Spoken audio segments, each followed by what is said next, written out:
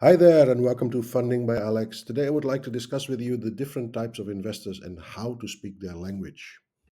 First up, we go for the general division, which is angel investors. These are private individuals looking to invest their own money. Normally, they don't have a team or a big team at least to vet the opportunities. So, you might get a quicker decision out of these guys than with funds. Second is venture capital funds. These are more towards larger organizations. You can have some micro funds as well, which are maybe one or two people, but usually they have resources to do due diligence. Then you have venture debt funds. Now, yeah, they do the same as venture capital funds basically, but debt is borrowing from them, and if you can't pay it back, they will convert it into equity. And then you have private equity funds, which are more mature funds, larger funds normally. They don't target startups, they target more mature companies to break up the company and sell off the pieces or have another agenda, basically. It's more like a merger and acquisition sort of thing. Now, inside all of these, you have a subdivision, which first up is strategic investors. Strategic investors are people who are looking to add something to an ecosystem. So I have invested in a company that is doing A, and I see your company is doing B. A and B fits together well. So there might be synergy, there might be something that can scale both companies by combining them. Like normally adding them to this ecosystem means that one sells to the other, or one provides a service to the other, or technology that can be used in multiple companies in the portfolio. So a lot of venture capital funds are, and also angel investors actually are looking more at portfolio scale basically. So they are more into one sector. So if I do, for example, consumer goods, then consumer goods it is. I do tech, I do deep tech, I do AI, I do anything that has to do with a certain sector because I have already companies in my portfolio and I would like to add more to strengthen it. Then this can also still be for strategic investors, but investors with an exit strategy. Normally, this is just an investment that has a clear exit strategy. So I want to have, X times my money back. So 5 years, maybe 5 to 10 times my money back, basically. That's the exit strategy for investors that are just putting up money as a financial play. They will be interested in scaling the business. They will also help you scale the business with their network. There might be a portfolio of strategic investments that they made that can help you, but the idea is very much like, okay, we will not hold this stake in this company forever. So we are looking to sell it off already with the end in mind. That is in 99 out of 100 times the case.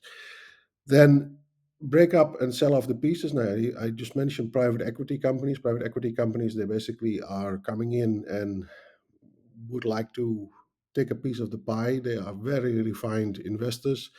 Usually, they see distressed companies, companies that are not making a profit or are just in financial trouble, and they say, okay, can I still salvage something that I can break up and sell off? Private equity funds are not always with that mindset, but I mean, there are a lot of examples where private equity companies are coming in, swooping in, basically. They load the different companies that they invest in with debt, and then they break it up and sell it off. And that's an exit strategy in itself. They always say people buy from people, companies don't buy anything. So if you deal with a company, with a fund, you deal with the people in the company. So it's actually very handy to mark these words. There are information preferences for everybody in the world. So you have visual people, you have auditive people, and kinesthetic people. Visual people are basically in the majority in the world. So they have 65% of the people in the world are thought to be visual people. And the rest is then auditive, and then the smallest part is kinesthetic. Auditive means people who are listening or gathering information by listening. So you need to tell them the story. They need to meet you. They need to hear it. Then kinesthetic are people who would like to experience it. It's very important that sometimes when a salesman puts a product into your hand, that is for kinesthetic people because they need to feel.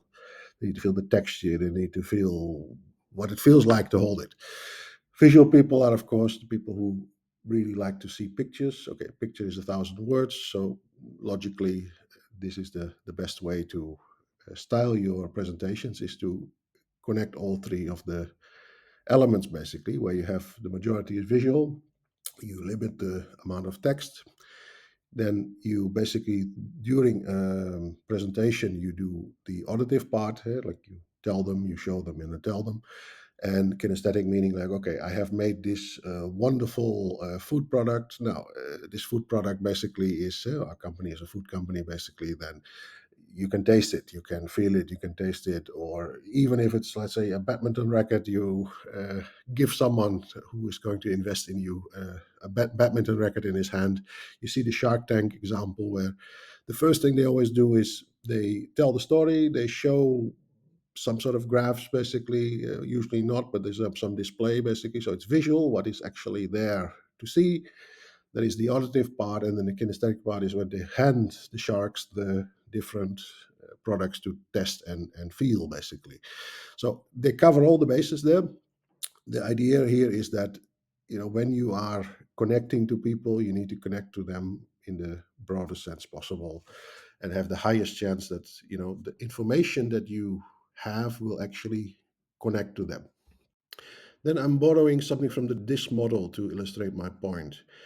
All human behavior can be categorized in four colors, four categories basically. Most people have two colors that are, let's say, dominant in their behavior, that can differ even between your behavior at work and your behavior at home. You can be a different person at home than at work because of the dynamics. Rare occasions, some people have only one color that is dominant, and also very rare is three. Nobody has four in the world, basically. Let's go over the colors. So you have red, which is a dominant color. Usually it's a leadership color. People who are, let's say, Steve Jobs, visionary. You are someone who stays the course. It's a force of nature. People can be sometimes come across as a bit insensitive at times. That is the issue. So when you come across an investor with these very strong qualities, are usually the people who are the alpha male or the alpha female basically in the room, and they will make you feel very uncomfortable. That is the objective, to see how you react. Uh, Normally, you don't see that these people mean anything bad with it. They just are like this, and they feel like, okay, I don't care about what other people feel as long as I get my result, basically. Very result oriented people. So, very good to have them in the company. If you have a company full of one color, yeah, that will also not lead to anything. The second one is the yellow one. The yellow one is, you see, influential, basically, but basically think of the best salespeople in your company. The best salespeople, they basically they talk before they think. They have maybe less preparation for less follow through. Maybe that's the thing. More good talkers, maybe less about doing, yeah, like following through. They have a lot of ideas usually, and they feel like other people need to follow up on the ideas because I've already presented the idea. I've done my part basically. So these yellow guys are usually in the sales force. Yeah, that's basically the best home for someone with a yellow profile. Then you have the green. The green are basically the team players. So you have steady people who are all about harmony. If you need harmony in your team, so anything upsetting the status quo. These are people who do usually jobs that are require less imagination, basically. And I'm not saying this, to basically insult anyone here, but I mean these people are more about, okay, I want to have a good time. I want to have, basically be at peace. I want to have a nice work environment. This is more important to me than the blind ambition, maybe that, for example, the red and the yellow might have. Then the blue are people who are very analytical, basically. Analytical people with, very careful with the way they express themselves. They will not state opinions unless they have all the facts presented. Combinations of red and blue exist. Combinations of yellow and green also exist, and all the other combinations actually exist as well. But mostly, if you look at the red and blue and yellow and green, they are quite, dominant in the two combinations basically. And the funny thing is that I've ever done this in a company I've worked, where the bosses, the C level basically, were more close to their profile at home than at work. So they had no distinguishable differences between that. So while everybody else who reported to them geared more towards blue. So blue meaning you're more careful about what you say, you're more careful, more reserved, basically. So you will gravitate towards, yeah, being more careful with that. So in essence, all of these categories have pitfalls. So you have basically red. Too much of red means like, okay, you have a very abrasive person who is, can upset a lot of people. Yellow can be all talk, no work. Green can be a bit scared mouse, basically, where you have people who are very compliant, but they don't have any initiative because it will upset the harmony.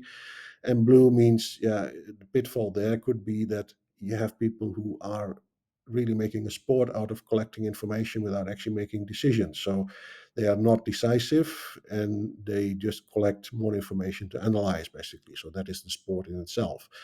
These are pitfalls, like I said. Mostly, if you look at a good balance between the colors, these are, yeah, like I say, ingredients for a successful company. Now, if you meet investors who have these colors, you can quickly spot it by, was it the language, for example. If you look at, okay, when I said visual people, for example, okay, I can see what you mean. See what you mean. I hear you. Auditive. That is, I can feel you. Kinesthetic. So these are basically things that are, giveaways for that sort of stuff. That means you need to gear your presentation a little bit more towards that. Then this profiles, actually, the interesting part of that is, it's like if you have a very dominant person, let's say a red person you are presenting to, which is quite likely, a lot of these guys are red, basically. You need to be very concise, you need to be straight to the point. You can also push back a little bit, they don't mind. You can just be very direct because they're very direct to you. If you have more blue people also are usually quite heavily populating the investment world. Yeah, you need to be prepared for the fact that they are collecting information for the sake of collecting information, and then sometimes you need to nudge them along to, come to a decision, basically. So these can be quite interesting experiences to have. But I mean, come prepared and gear your presentations towards the people in the room. Basically, read the room. That is basically my point of advice. To finalize this video, I have a few other tips I would like to share with you. I'm repeating myself from other videos, but it's so important to mention this. First of all, you need to be aware that investors are very busy, so you need to treat their time with respect. In essence, this is not only about investors, but I think everybody in the world needs to be treated with respect with regards to their time. Meaning, like, oh, I call you up. Can I have an hour of your time because I need to present to you? Can I have half an hour of your time? So that is already very much to ask from an investor who, might have barely 5 minutes to eat in a day. So that's the thing that you need to keep in mind. So be very mindful of the fact that when they request information, send me a pitch deck first. Send me a brief first. Send me a WhatsApp message or an email first.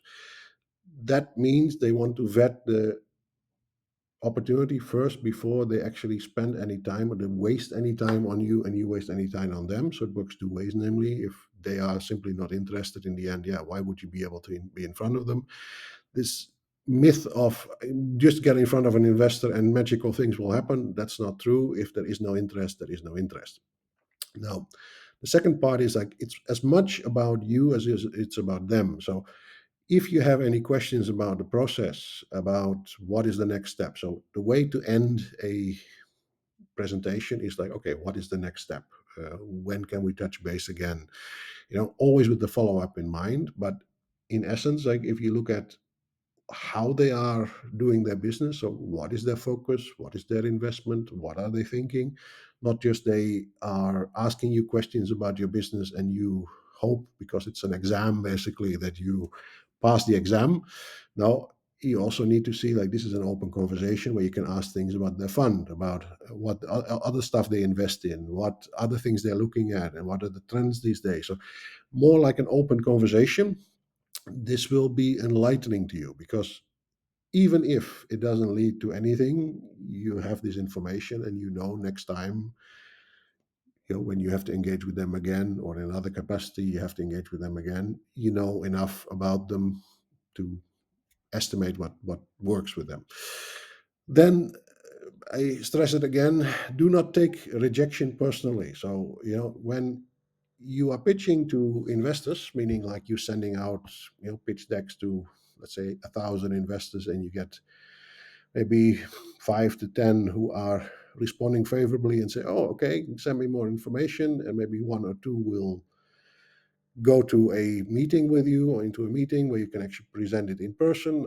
That's already very good. So if you look at the, yeah, let's say the rejection that you feel, like in essence, like, can be very negative towards your spirit. Basically, you can actually have a feeling like, oh my god, it must be wrong that I'm presenting. No, it's not necessarily.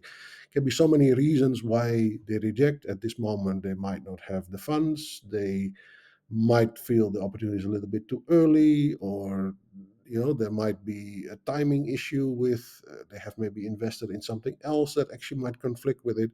So many reasons that have nothing to do with you as a person, or you as a company, or your idea, basically, that prevent you from getting an investment. So don't take it personally, just stay the course, dust yourself off and go at it again. Basically, that is my last point of advice here. Thanks for your attention. Please don't forget to like and subscribe, and I see you in the next video.